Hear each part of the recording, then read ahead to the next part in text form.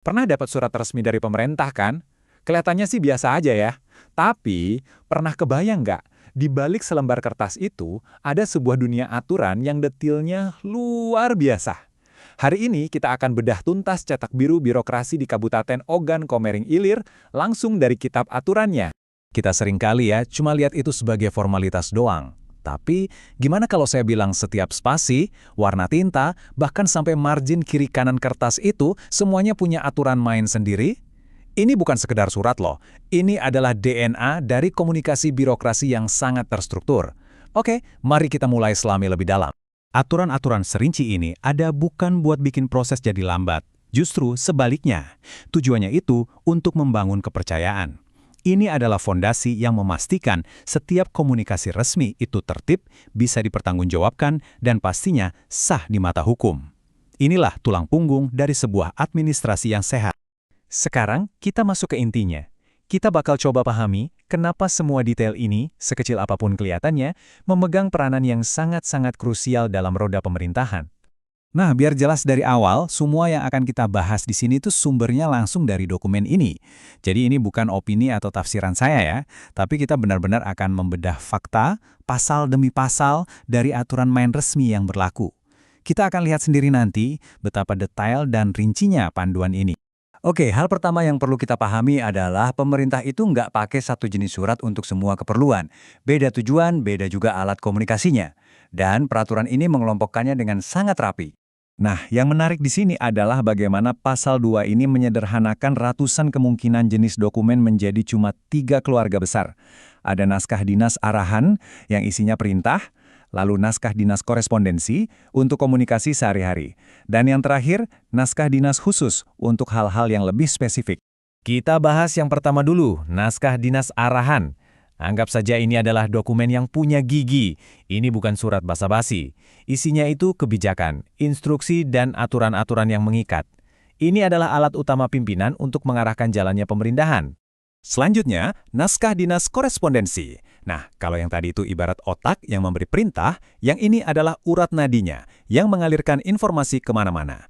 Ini adalah alat komunikasi harian, baik untuk internal antar dinas maupun untuk komunikasi dengan pihak luar.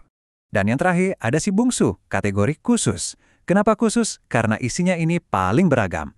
Di pasal 14, bahkan disebut ada 22 jenis di dalamnya. Mulai dari sertifikat, surat izin, laporan, sampai surat perjanjian. Ini ibaratnya kotak perkakas birokrasi untuk segala kebutuhan spesifik. Oke, siap-siap. Ini bagian yang paling seru. Kita akan jadi semacam ahli forensik dokumen. Kita akan bedah satu spesimen surat, bagian demi bagian, untuk melihat langsung betapa detailnya aturan yang melekat padanya.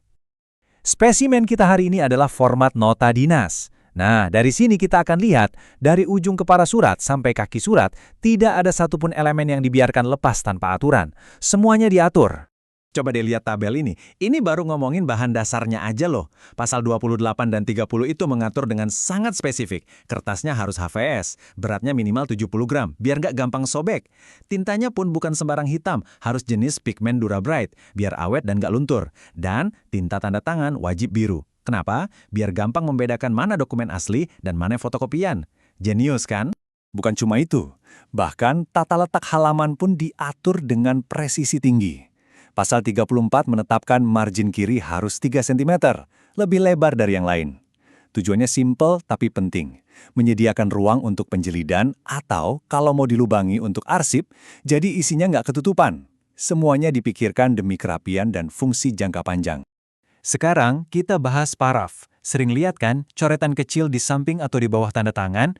Nah, itu bukan sekedar coretan iseng. Menurut pasal 39, paraf itu adalah jejak pertanggungjawaban. Jadi sebelum surat ditandatangani pejabat tertinggi, ada paraf dari yang bikin konsep, yang memeriksa tulisan, sampai atasan langsungnya. Ini adalah jejak akuntabilitas di setiap level. Dan alur ini dijelaskan dengan sangat baik dalam konsep paraf hierarki di pasal 40. Sebuah draft surat itu harus mendaki tangga jabatan, dapat lampu hijau berupa paraf di setiap anak tangga, baru akhirnya bisa mendarat di meja pimpinan untuk tanda tangan final. Ini adalah sistem kontrol kualitas yang berlapis. Oke, setelah akuntabilitasnya terkunci lewat sistem paraf, kita beralih ke aspek krusial lainnya, keamanan. Karena, ya jelas, nggak semua dokumen pemerintah bisa jadi konsumsi publik kan? Jadi, intinya begini, pasal 56 dan 58 itu membagi dokumen berdasarkan dampak risikonya. Kalau dokumen sangat rahasia, perlakuannya itu kayak aset vital negara, aksesnya super ketat. Sementara dokumen biasa atau terbuka, ya lebih longgar. Ini semacam sistem triase informasi. Dan untuk memudahkan identifikasi secara visual, pasal 61 menetapkan kode warna, simple tapi brilian. Merah untuk tingkat kerahasiaan tinggi dan hitam untuk yang lebih rendah. Jadi cukup dengan satu lirikan aja, petugas sudah tahu seberapa hati-hati mereka harus menangani sebuah dokumen. Di bagian terakhir ini, mari kita ikuti perjalanan hidup sebuah dokumen pemerintah. Dari saat ia datang sebagai tamu di sebuah instansi, sampai akhirnya pensiun dengan tenang di dalam arsip. Pasal 67 mengatur siklus hidup surat masuk dengan alur yang sangat tertib. Diterima, disortir kayak di kantor pos, didistribusikan ke alamat yang tepat, diproses, dan terakhir diarsipkan. Sistem ini memastikan tidak ada satupun informasi yang hilang atau nyasar di tengah jalan. Dan poin penting nih, jangan kira semua aturan ini cuma buat zaman surat kertas ya. Pasal 18 secara tegas menyatakan bahwa semua prinsip ini, dari format, keamanan, sampai paraf, juga berlaku mutlak untuk naskah dinas elektronik. Jadi aturan mainnya tetap sama, medianya saja yang beda. Jadi, kalau kita tarik benang merah dari semua detail yang kita bahas tadi, apa sih intinya? Sebenarnya ada 3 pilar utama. Standarisasi, untuk menciptakan bahasa komunikasi yang seragam dan efisien. Akuntabilitas, untuk memastikan setiap keputusan ada penanggung jawabnya. Dan keamanan, untuk melindungi aset informasi milik pemerintah daerah. Dan kutipan dari peraturan ini sendiri merangkum tujuan utamanya dengan sempurna. Tujuan akhirnya itu bukan birokrasi demi birokrasi, tapi ketertiban, efisiensi, dan efektivitas. 3 kata kunci untuk pelayanan publik yang baik. Dan ini membawa kita ke satu pertanyaan terakhir untuk direnungkan. Di era komunikasi serba instan, era WhatsApp dan email, apakah aturan serinci ini masih jadi benteng pertahanan yang relevan, atau justru malah jadi penghalang? Atau mungkin justru di tengah banjir informasi instan seperti sekarang, ketertiban dan kejelasan seperti inilah yang jadi semakin vital. Bagaimana menurut Anda?